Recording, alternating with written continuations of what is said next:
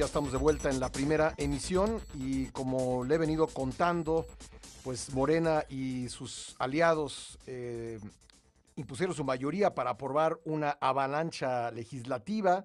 Esto ocurrió en una sesión de la Cámara de Diputados que duró más de 24 horas y dentro de ella aprobaron la nueva Ley General de Humanidades, Ciencias, Tecnologías e Innovación. Con ello desaparece el Consejo Nacional de Ciencia y Tecnología, el CONACYT, para ser reemplazado por el Consejo Nacional de Humanidades, Ciencias y Tecnologías. El dictamen será enviado al Senado para su discusión y aprobación. ¿Qué contiene este cambio legislativo? Lo vamos a platicar con el doctor Antonio Lascano, profesor emérito de la UNAM y miembro del Colegio Nacional. ¿Qué tal, Antonio? ¿Cómo estás? Buen día. ¿Qué tal, Pascal? Buenos días, a tus órdenes. Bueno, pues has tenido oportunidad de revisar esta modificación que se aprobó en la Cámara de Diputados. Sí, desde luego, bueno, de lo que se ha hecho público, pero mira, más que examinar en detalle lo que se aprobó, que tiene cambios menores en realidad, probablemente el más importante con respecto a lo que envió el CONACYT sea el que efectivamente se toque el asunto del presupuesto asignado a la ciencia y la tecnología, que nunca podrá ser menor a la asignación del año anterior. Yo lo que quisiera ver es cuáles son las consecuencias de esta aprobación. A ver, en primer lugar hay que decir que los que nos oponíamos a la ley fuimos derrotados. Eso es perfectamente claro y es algo que ya sospechábamos desde hace varios días porque había filtraciones tanto de parte de algunos diputados de Morena como por una filtración importante que fue el documento del proyecto de ley ya modificado que ellos circularon.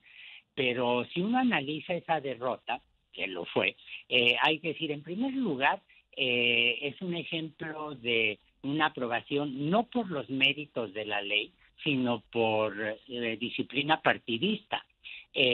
Hubo dispensa de trámites, se brincaron 5 de las sesiones del Parlamento abierto a las que se habían comprometido, faltaron a su palabra de una forma absolutamente miserable y finalmente esto te demuestra el carácter de la bancada de Morena y de sus cómplices en conjunto. Es obvio que muchos diputados ni siquiera leyeron la propuesta de ley porque se hubieran dado cuenta de inmediato, eso lo sabe, hasta lo nota, hasta una persona no profesional de las leyes, como es mi caso, que ahí hay elementos que fácilmente van a ser impugnadas ante el Poder Judicial, como es la exclusión de investigadores y estudiantes de universidades privadas de los apoyos federales. Allí estás marginando ilegítimamente a una serie de personas. En tercer lugar, hay que tomar en cuenta que no fue un triunfo tan aplastante, porque la votación fue de 250 y algo contra 208, es decir, Sí, no es una... 257 contra 208, exactamente. Así es, 257 contra 208, y eso te habla finalmente de una Cámara completamente dividida. Y evidentemente esto va a ser más complicado cuando la propuesta pase ante el Senado, porque ya lo dijo el doctor Monreal, en el Senado no va a haber fast track y hay aspectos que, como ya mencioné, van a ser impugnados ante la Suprema Corte de Justicia. Pero yo creo que hay otros aspectos que es muy importante mencionar. Mira, la doctora Álvarez Bulla deja una comunidad dividida, una comunidad académica dividida, pero los saldos no están a su favor.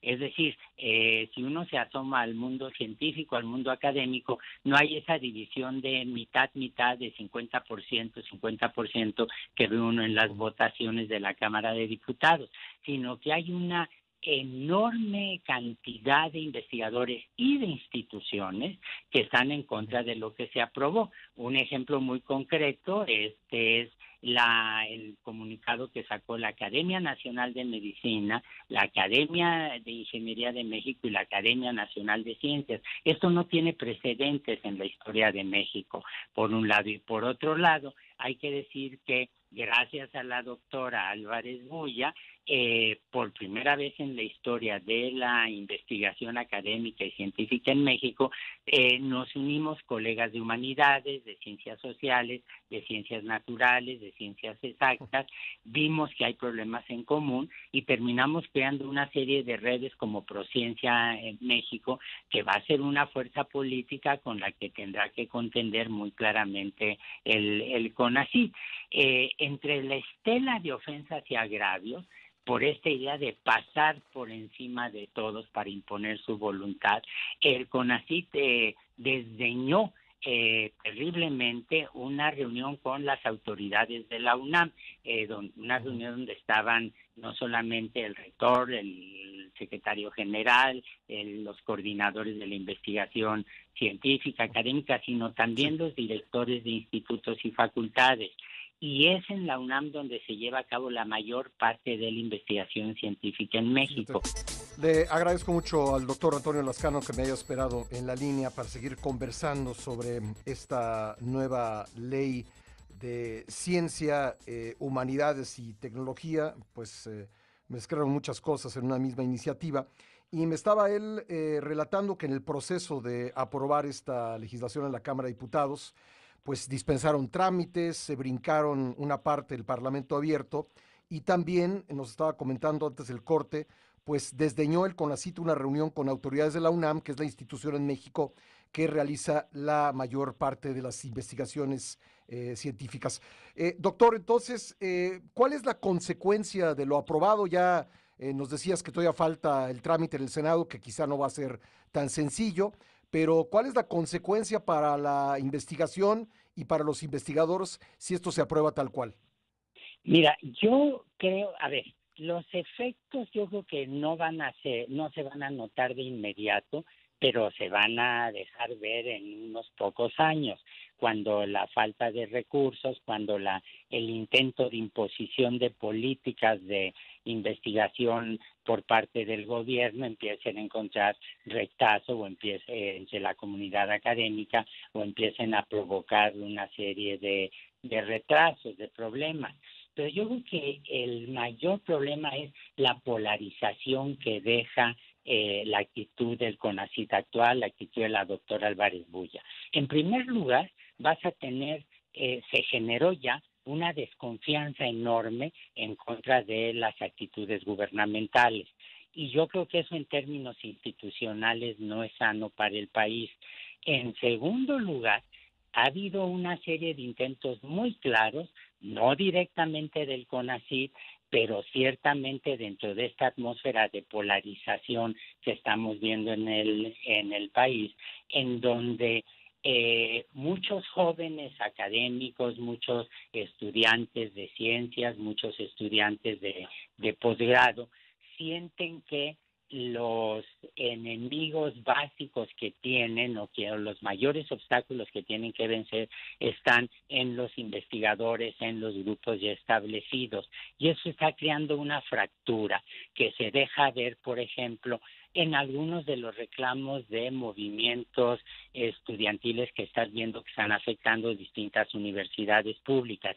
Esto es muy severo y yo creo que a eso deberíamos prestarle mucha atención como comunidad científica. Quien tiene que resanar las heridas de la relación con el gobierno es el propio Estado, y yo creo que eso requiere un cambio brutal de actitud por parte de la directora general del CONACYT.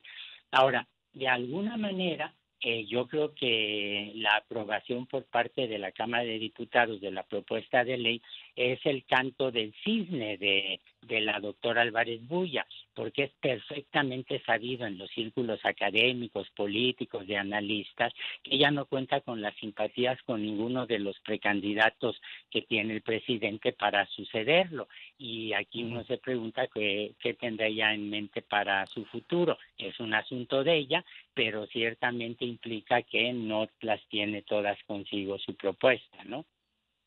Ahora, cuando el presidente envía mensajes a quienes buscan la candidatura de Morena y sus aliados en 2024, que les pide no zigzaguear, seguir por la misma línea, los está comprometiendo por lo menos en sus declaraciones públicas a apoyar este tipo de iniciativas, es decir, para los aspirantes presidenciales va a ser difícil que se muevan de esta línea trazada desde Palacio Nacional, Antonio. Así es, pero el presidente no tiene ni la más remota idea de lo que es la investigación científica. El presidente no tiene ni la más remota idea de lo que es la investigación académica. Como no la tienen muchos de los diputados o muchos de los representantes de Morena.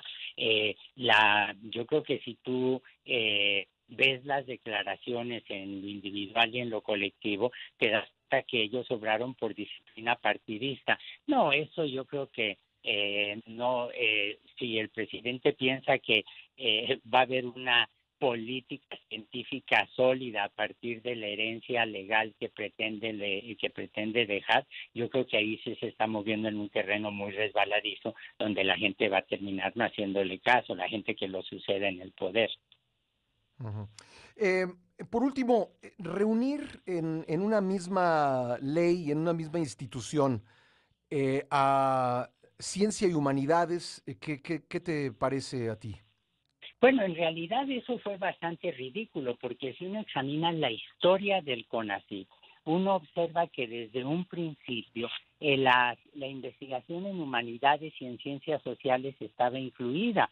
Te puedo mencionar, por ejemplo, un proyecto del que yo conocí hace varios años, mucho antes de que entrara la administración actual del CONACYT, en donde se estaba discutiendo el concepto de democracia en la Grecia antigua para ver cuáles lecciones se podían derivar de allí con respecto a los movimientos democráticos actuales.